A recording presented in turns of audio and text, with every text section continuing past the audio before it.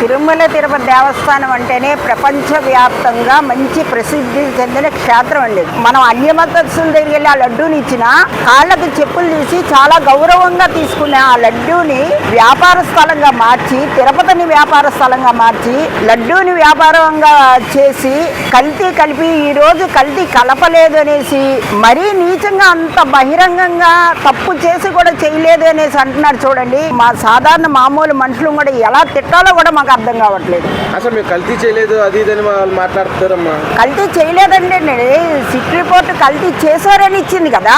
లక్ష్మీదేవినే భార్యగా స్వీకరించిన వ్యక్తికి నువ్వు కల్తీ చేయవలసిన అవసరం ఏంటి? నీ సొమ్మేమనేస్తున్నావా, నీ జోబీ సొమ్మేమనేస్తున్నావా, లేకపోతే నీ పార్టీ సొమ్మేమనేస్తున్నావా?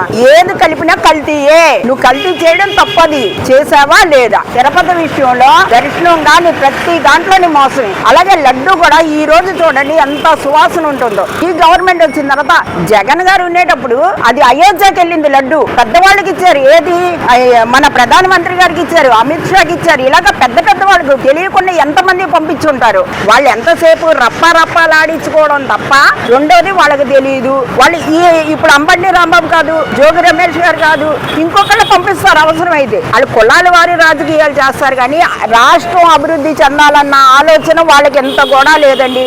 ఇప్పుడు ఈ గొడవలు చేసి ఒకటి లడ్డూ డైవర్షన్ అవ్వాలి, కంపెనీలు రాకుండా ఉండాలి, రాష్ట్రం నాశనం అయిపోవాలి, అది వాళ్ళ కోరిక.